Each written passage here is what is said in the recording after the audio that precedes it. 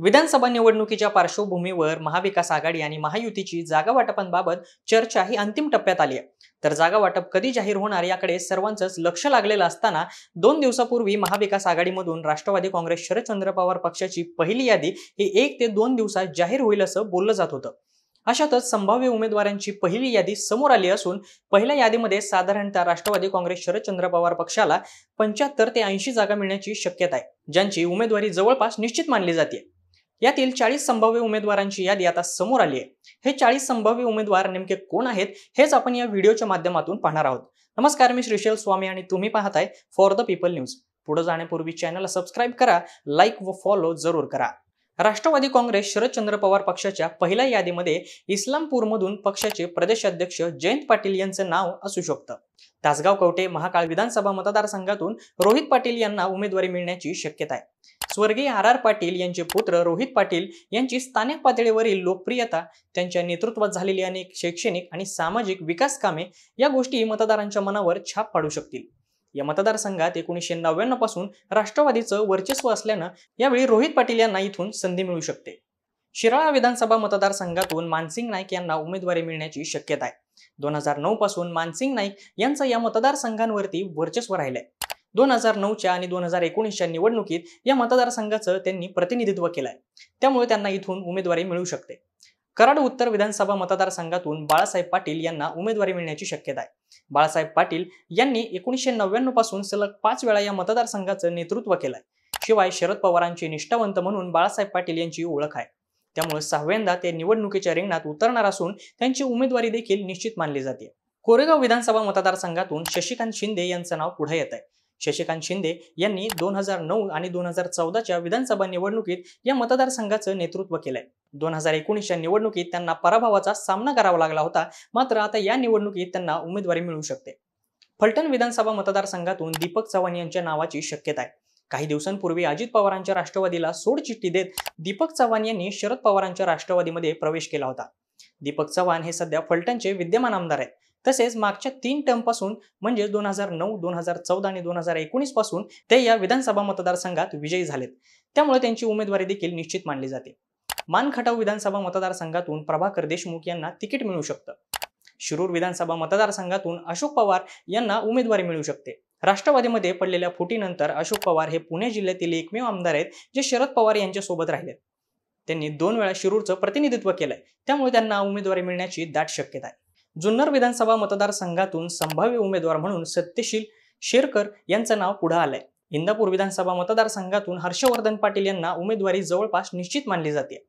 काही दिवसांपूर्वीच हर्षवर्धन पाटील यांनी शरद पवारांच्या पक्षामध्ये प्रवेश केला होता। आंबेगाव विधानसभेसाठी देवदत्त निकम यांचं नाव संभाव्य उमेदवारांच्या यादीमधून समोर आलेलं आहे। वडगाव शेरी विधानसभा मतदारसंघातून संभाव्य उमेदवारांच्या यादीमध्ये बापूसाहेब पाठारे यांचं नाव समोर आलंय।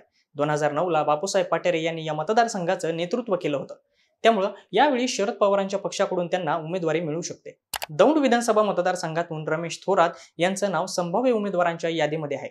रमेश थोरात यांनी 2009 ला या मतदारसंघाचं नेतृत्व केलं होतं, त्यांना दौंडमधून उमेदवारी मिळू शकते। माळशिरस विधानसभेसाठी उत्तमराव जानकर यांचं नाव संभाव्य उमेदवारांच्या यादीमध्ये समोर आलंय। कर्जत जामखेड विधानसभा मतदारसंघातून रोहित पवारांना पुन्हा एकदा उमेदवारी मिळू शकते। 2019च्या निवडणुकीत रोहित पवारांनी 1 लाखापेक्षा जास्त मतं मिळवून विजय खेचून आणला होता, त्यामुळे यावेळी देखील त्यांना उमेदवारी इथून मिळू शकते। काटोल विधानसभा मतदारसंघातून अनिल देशमुख यांना उमेदवारी मिळू शकते। 1999 पासून हा मतदारसंघ राष्ट्रवादीचा बालेकिल्ला मानला जातो। 1999 पासून अनिल देशमुख यांनी या मतदारसंघाचं नेतृत्व केलंय। तसेच राष्ट्रवादीच्या फुटीनंतर अनिल देशमुख यांनी शरद पवारांसोबत राहण्याचा निर्णय घेतला, त्यामुळे या मतदारसंघात अनिल देशमुखांना उमेदवारी मिळू शकते। विक्रमगड विधानसभा मतदारसंघातून सुनील भुसारा यांचं नाव संभाव्य उमेदवारांच्या यादीमध्ये आहे। घनसांगवी विधानसभा मतदारसंघातून संभाव्य उमेदवारांच्या यादीत राजेश टोपे यांचं नाव समोर आलं आहे। राजेश टोपेंनी सलग 3 टर्म या मतदारसंघाचं नेतृत्व केलंय। बीड विधानसभा मतदारसंघासाठी संदीप क्षीरसागर यांचं नाव पुढे येत आहे। 2009 पासून या मतदारसंघावरती राष्ट्रवादीचं वर्चस्व राहिलंय। इथून जयदत्त क्षीरसागर यांनी 2 वेळा तर संदीप क्षीरसागर यांनी एकदा या मतदारसंघाचं नेतृत्व केलं आहे, त्यामुळे संदीप क्षीरसागर यांची उमेदवारी जवळपास निश्चितच मानली जाते। मुंब्रा विधानसभेच्या संभाव्य उमेदवारांच्या यादीमध्ये शरद पवारांच्या राष्ट्रवादीकडून जितेंद्र आव्हाडांचं नाव समोर येत आहे। मुंब्रा हा मतदारसंघ राष्ट्रवादीचा बालेकिल्ला मानला जातो। 2009 पासून जितेंद्र आव्हाड यांनी या मतदारसंघाचं नेतृत्व केलंय। जिंतूर विधानसभेसाठी संभाव्य उमेदवारांच्या यादीमध्ये विजय भांबळे यांचं नाव समोर आलंय. अहेरी विधानसभा मतदारसंघातून शरद पवारांच्या पक्षातून भाग्यश्री आत्राम यांचं नाव समोर येत आहे. अजित पवारांच्या राष्ट्रवादीचे उमेदवार धर्मराव बाबा आत्राम यांच्या विरोधात भाग्यश्री आत्राम यांना उमेदवारी मिळण्याची शक्यता आहे. सिंदखेड राजा विधानसभा मतदारसंघातून शरद पवारांच्या संभाव्य उमेदवारांच्या यादीमध्ये राजेंद्र शिंगणे यांचं नाव समोर येत आहे. 2019च्या निवडणुकीमध्ये राजेंद्र शिंगणे यांनी इथून विजय मिळवला होता. त्यामुळे यावेळी शरद पवारांकडून राजेंद्र शिंगणे यांना उमेदवारी मिळण्याची शक्यता आहे. उदगीर विधानसभा मतदारसंघातून संभाव्य उमेदवारांच्या यादीमध्ये सुधाकर भालेराव यांच्या नावाचा समावेश असल्याचं समोर आलंय. सुधाकर भालेराव यांनी 2009 आणि 2014 अशा 2 वेळा या मतदारसंघाचं नेतृत्व केलंय. घाटकोपर पूर्व विधानसभा मतदारसंघातून संभाव्य उमेदवारांच्या यादीमध्ये राखी जाधव यांचं नाव समोर आलंय. परळी विधानसभेसाठी शरद पवारांच्या संभाव्य उमेदवारांच्या यादीमध्ये राजाभाऊ फड यांचं नाव समोर येत आहे.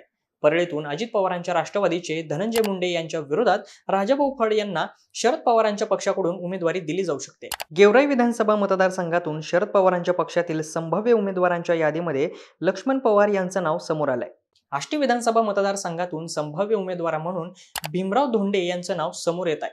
गेल्या काही महिन्यांपूर्वी भीमराव धोंडे यांनी भाजपला रामराम ठोकत शरद पवारांच्या पक्षामध्ये प्रवेश केला होता.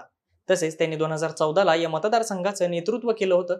त्यामुळे त्यांना इथून उमेदवारी मिळण्याची शक्यता आहे. केज विधानसभा मतदारसंघासाठी संभाव्य उमेदवार म्हणून पृथ्वीराज साठे यांचं नाव समोर येत आहे. माजलगाव विधानसभेसाठी शरद पवारांच्या संभाव्य उमेदवारांच्या यादीमध्ये रमेश आडसकर यांचं नाव समोर येत आहे. तसेच राहुरी विधानसभेसाठी संभाव्य उमेदवार म्हणून प्राजक्ता तनपुरे यांचं नाव समोर येत आहे. देवळाली विधानसभेसाठी संभाव्य उमेदवार म्हणून योगेश घोलप यांचंही नाव समोर आलेलं आहे. दिंडोरी विधानसभा मतदारसंघासाठी संभाव्य उमेदवार म्हणून गोकुळ झिरवाळ यांना उमेदवारी मिळण्याची शक्यता आहे. मुक्ताईनगर विधानसभा मतदारसंघातून शरद पवारांच्या संभाव्य उमेदवारांच्या यादीमध्ये रोहिणी खडसे यांचं नाव समोर आलंय. अनेक दिवसांपासून एकनाथ खडसे हे भाजपमध्ये जाणार असल्याच्या चर्चा सुरू होत्या. मात्र रोहिणी खडसे यांनी शरद पवारांच्या पक्षातच राहण्याचा निर्णय घेतला. त्यामुळे त्यांना इथून उमेदवारी मिळू शकते. जामनेर विधानसभा मतदारसंघातून शरद पवारांच्या पक्षातून गुलाबराव देवकर यांना उमेदवारी दिली जाऊ शकते. भाजपच्या गिरीश महाजन यांच्या विरोधात त्यांना उमेदवारी मिळू शकते. अकोला विधानसभा मतदारसंघासाठी संभाव्य उमेदवारांच्या यादीमध्ये अमित भांगरे यांचं नाव समोर आलंय. पारनेर विधानसभेसाठी शरद पवारांच्या पक्षाकडून उमेदवारी म्हणून राणी लंके यांचं नाव समोर आलंय. त्या खासदार निलेश लंके यांच्या पत्नी आहेत. त्यामुळे त्यांना उमेदवारी मिळू शकते. खानापूर विधानसभेसाठी संभाव्य उमेदवार म्हणून सदाशिव पाटील यांचं नाव समोर येत आहे. सदाशिव पाटील यांनी 2004 ते 2009 या मतदारसंघाचं नेतृत्व केलंय. त्यामुळे त्यांना इथून उमेदवारी मिळण्याची शक्यता आहे. चंदगड विधानसभा मतदारसंघासाठी संभाव्य उमेदवार म्हणून नंदाताई बाबुळकर यांचं नाव समोर येत आहे. चंदगड विधानसभेसाठी इच्छुकांची संख्या वाढल्यानं उमेदवारीसाठी अनेक इच्छुकांमध्ये रस्सीखेच पाहायला मिळाली होती. परंतु आता शरद पवारांच्या राष्ट्रवादीकडून नंदाताई बाबुळकर यांना उमेदवारी मिळण्याची चिन्ह दिसत आहेत. तसेच इचलकरंजी विधानसभा मतदारसंघासाठी शरद पवारांच्या राष्ट्रवादीकडून संभाव्य उमेदवारांच्या यादीमध्ये मदन कारंडे यांना उमेदवारी मिळण्याची शक्यता आहे. राष्ट्रवादी काँग्रेस शरदचंद्र पवार पक्षाचे हे 40 संभाव्य उमेदवार आहेत. यात काहींची उमेदवारी जवळपास निश्चित मानली जात आहे. या 40 उमेदवारांच्या यादीमध्ये आणखी नावही समाविष्ट होऊ शकतात. काही मतदारसंघामध्ये शरद पवारांची राष्ट्रवादी विरुद्ध अजित पवारांची राष्ट्रवादी असा सामना पाहायला मिळू शकतो. महाराष्ट्रातल्या पक्षफुटीच्या राजकारणानंतर ही पहिलीच विधानसभा निवडणूक होत असल्यानं या निवडणुकीमध्ये कोण बाजी मारणार हे पाहणं उत्सुकतेचं असणार आहे. याबाबत तुम्हाला काय वाटतं ते आम्हाला कमेंट बॉक्समध्ये नक्की कळवा. व्हिडिओ आवडल्यास लाईक करा आणि फॉर द पीपल चॅनलला फॉलो करायला विसरू नका. धन्यवाद.